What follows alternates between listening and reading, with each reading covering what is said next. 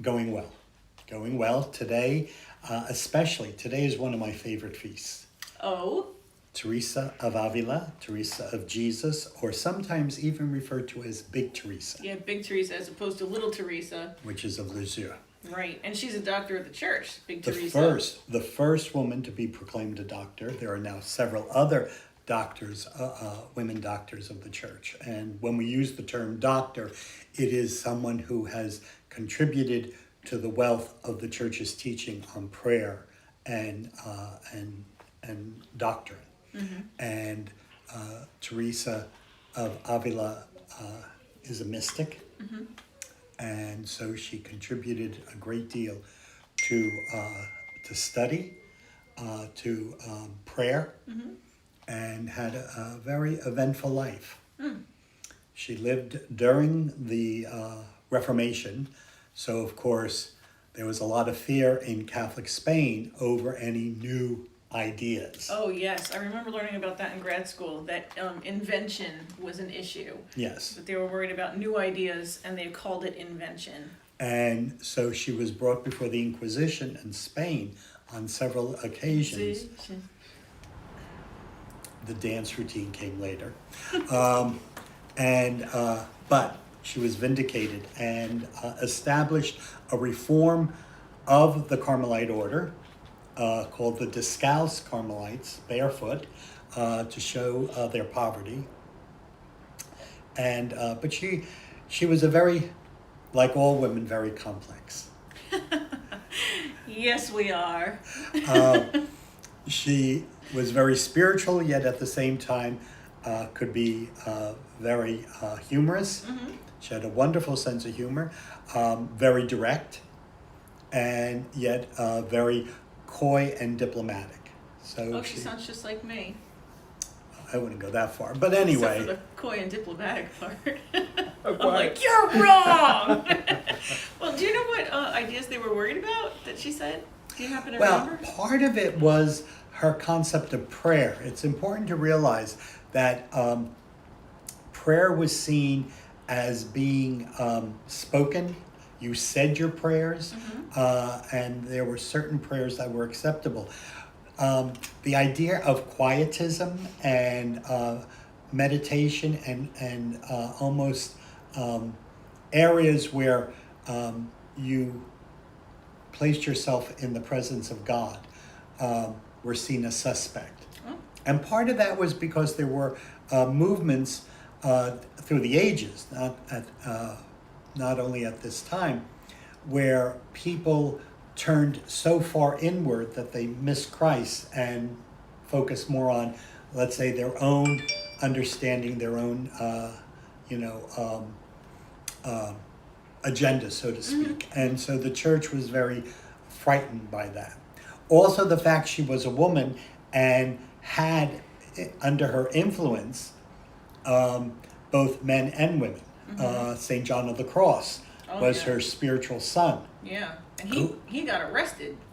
By his own order. I know. And but he would lead a reform of to establish the Discalced Carmelites in the men's Carmelite order.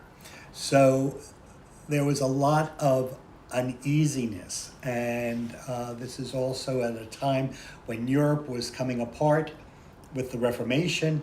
Whole countries were breaking with the church, so Spain did not want to have this happen. And in fact, historically, Spain had just been united in their reconquest of the Iberian Peninsula from the Moors.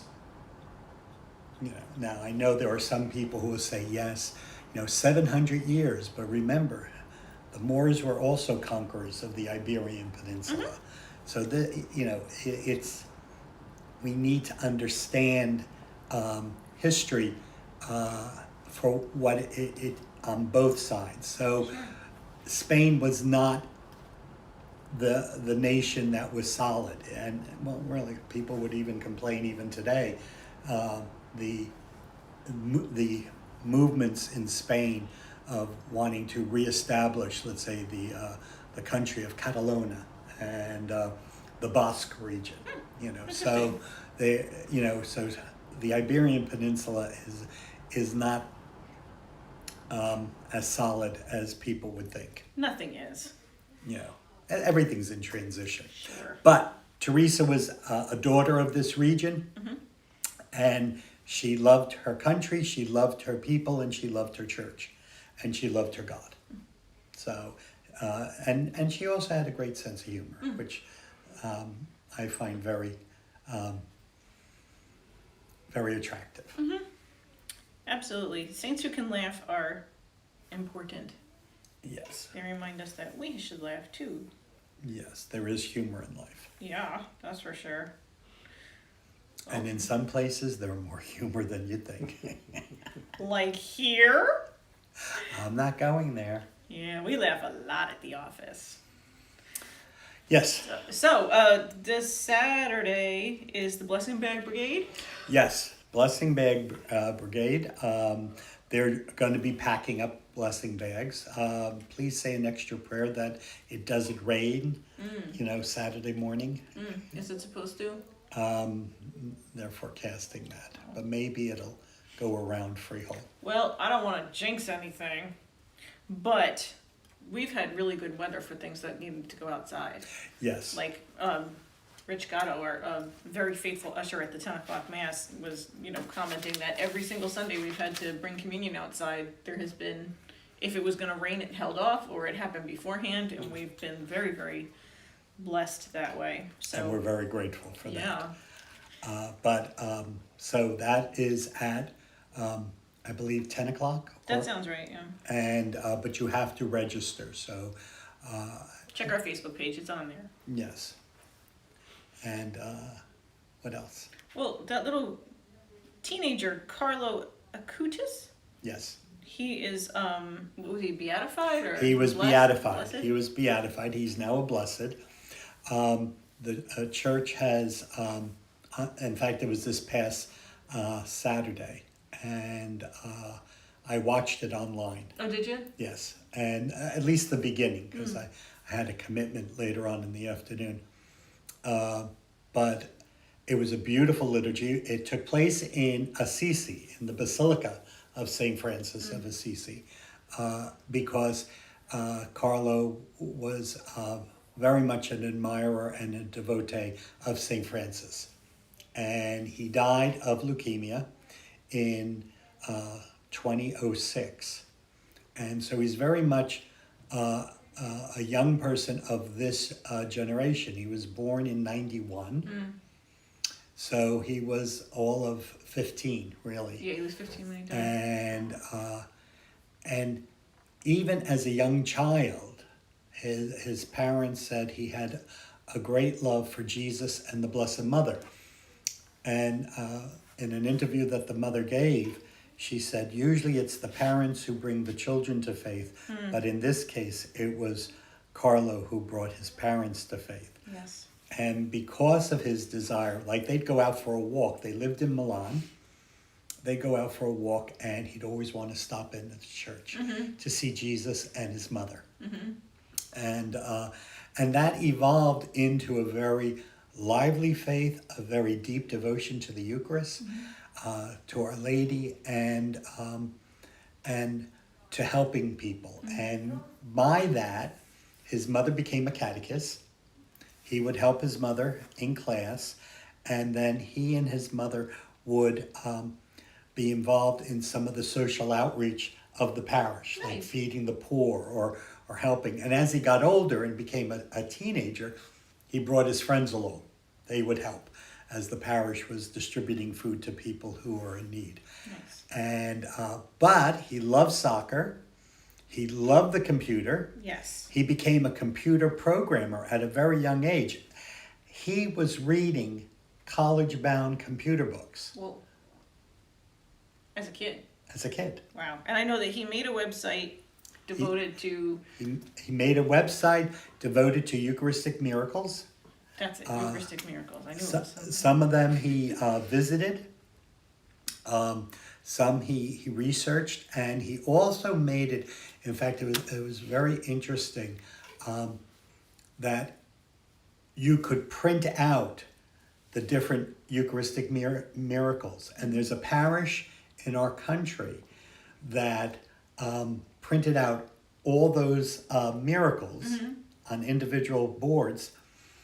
And in the social distancing, they have them between the pews. Oh, nice. So in the pews you can't sit in is now, a placard on a Eucharistic miracle. Neat.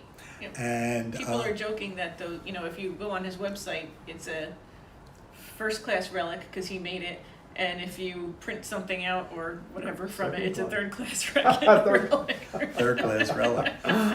But he also made video clips, so he was very, very good at it.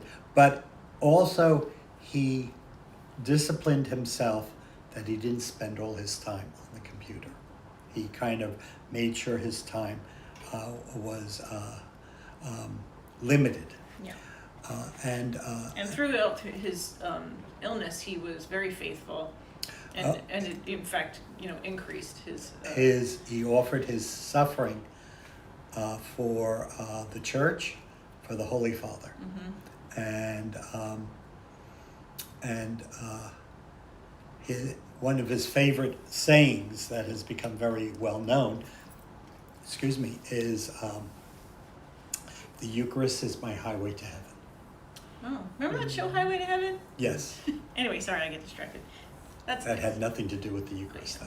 I know. I know. She gets so distracted so quickly. I do. And another one of his quotes was that we are all born original, but sad to say, many end up as copies. So, for a young man, he had quite a deep faith and a deep impact on so many people. At his funeral, the church was packed, and his parents were so surprised, which is quite interesting because so many of our young saints, and there just seems to be this this growing number of young people who lived very alive faith, did so much, and yet their parents and their families really didn't know everything that they were doing until after their death, when people came forward and just said, your son was a blessing to me. And that was, and the Beatification Mass was beautiful. His parents walked up in the procession to present the relic. The relic was held by two priests, and it was his heart. And on the reliquary was his words, the Eucharist is my highway to heaven. It was his heart? His heart. Okay. I was wondering about that because I know that they exhumed him and he was uncorrupted. Well, there's a lot of conversation on that. They had to do some work. Right. Oh, they did? Yes, they did. When they first opened his casket, the word went out he was incorruptible. But the reality is there was some work that had to be done, and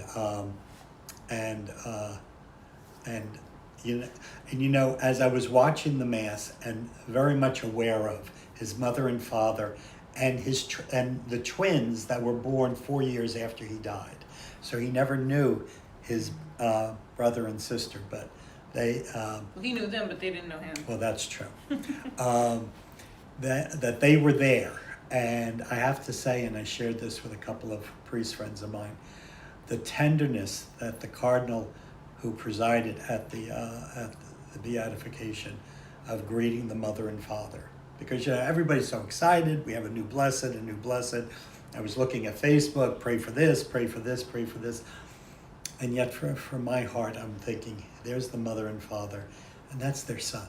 That's their that's her baby. And you could see on the face of the cardinal when he greeted the parents that the cardinal knew the bittersweet aspect of this moment.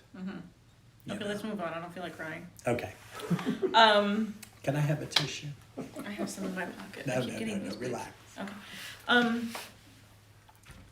Nice. And he's going to be the patron saint of Social internet, media social and media. the internet and I don't know, a lot of other things. So, Well, that's plenty. I mean, that's and pretty his good. miracle, just real quick. Oh yeah, what was his miracle? His miracle was a woman was pregnant with a child, and the child had some defect that would have caused the child to die.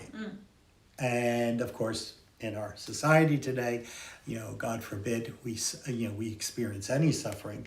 They suggested aborting the child, and the parents said no. And they said whatever is God's will, they will accept. And they prayed to young Carlo, and the child was miraculously healed in the womb, and was born healthy, and is with us still. So. Nice. So it's quite interesting how many miracles are taking place that are moving saints, candidates for sainthood along the way, and many of them are in the womb. And maybe, and I know this isn't politically correct, but it's correct for us. Maybe it's God sending us a word. He cares about what's in the womb. Yeah. Actually, one of my first RCIA students ever came to me because she had a baby who was supposed to be profoundly disabled, and the doctors encouraged her to have an abortion, and she refused. And Kirsten came out fine, and she was just so grateful, that she wanted to deepen her faith, and One of the baptisms I had as a young priest was a young couple. They were told this baby would not live, and instead of bringing it into the world and watching it die, why not have an abortion? They chose not to do that, and the baby was born. I think that happens a lot. And it's not a criticism of doctors or the health profession. But, I would criticize some who jump to that. Well, yeah. No, you're right. Because, there are many who aren't like that, but I've heard of dozens of women who were encouraged to abort their children because they believed that there was some sort of a defect, and the kids came out fine. And how many more don't stick to it? Or even those who are born with Down syndrome, as if their lives are not important. Right. Which October is Right to Life Month. Hey, we're on track. Yes. Way to have an accidental conversation. No, but good. Right to Life Month is important, and of course, everybody has a right to be born. And everybody has a right to life. Yes, and from womb to tomb, and all the stages in between. Which is a great way of bringing us to Fratelli Tutti. Indeed. The Pope's most recent encyclical, and we just got copies, so we'll start breaking it open and reading it. I already started yesterday. I started yesterday. I'm a Generation Xer, so don't read in a straight line. I started at the end. So I'm going to go back and start over. But there was I looked at the index and I was like, oh, that looks interesting. So I went to war. It was the section on war. Okay. And it's quite interesting because some commentators are saying that Fratelli Tutti has put the papal seal on the death penalty is no longer acceptable. So all those who keep going back to the Middle Ages, that was fine during the Middle Ages, that was fine in the last couple of centuries. But as we begin this new millennium, the Holy Father has put the seal on that the death penalty is really obsolete. Yeah. I mean, even before this was said, and he's not the first one to say it either. No, St. John Paul II. Yep. I always like... Go ahead. Benedict. Yeah, Benedict. Why do I always call him Bernie? The weekend at Bernie's. Well, it's the weekend at Bernie's. Yeah, Benedict. But I hear that's what they call the monastery he's living at, weekend at Bernie's. Yes. Well, but before this, before those guys said that, those other popes, it was still with the understanding that if there was no other way to prevent a person from doing harm to other people, and like if they couldn't be held in a prison or whatever, then that was the only excuse for killing them. But with, high security prisons and stuff, like that's completely obsolete. There's no reason for it. And everybody needs to be given a chance to repent. And sometimes, not sometimes, often living in prison for the rest of your life is no joyride. Oh, it's no picnic. Heck no. When I would go and visit the jail, which was, temporary, it was miserable. So. And so many of our saints started off really, really rough. Yes. Saint Ignatius of Loyola. Paul. Saint Paul.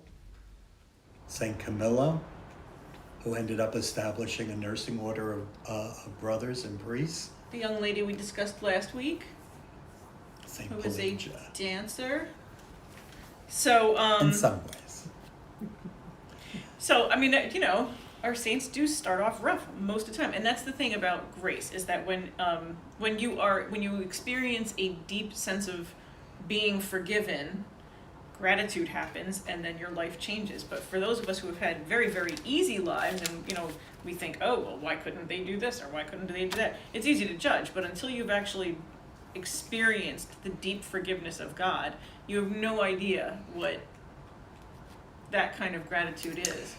And I think it's important for us to be mindful that our Lord told us not to judge. Of course.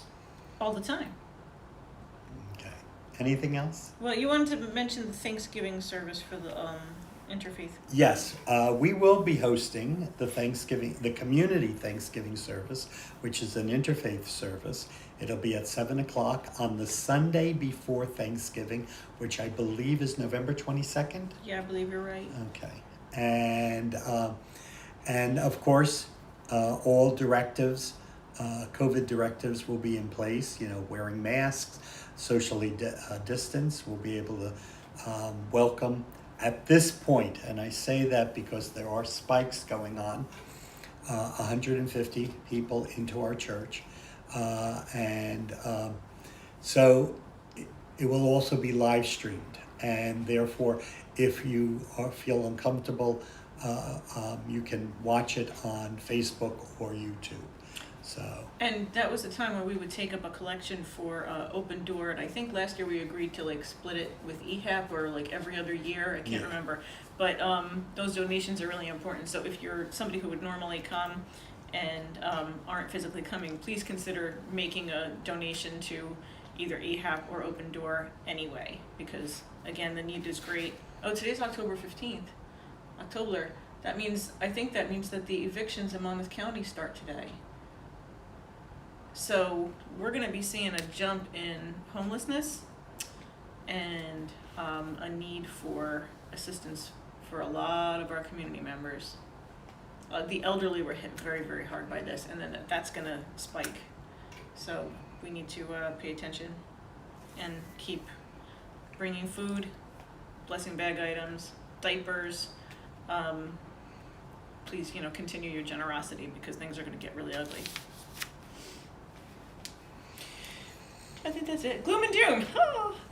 But also, there's always one. One in this office?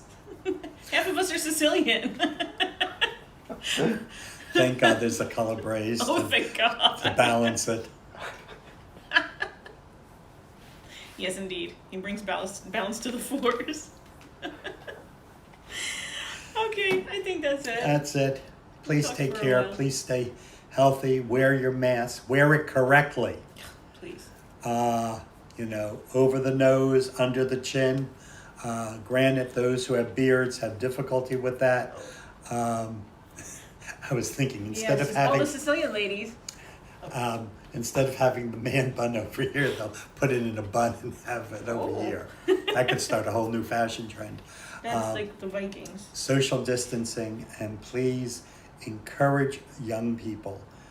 I know they want to socialize. I know they want to party and be with their friends, but it's best if they do it in smaller groups and not huge groups, because this is not a fantasy. This is real, and the better, and really it's not going away.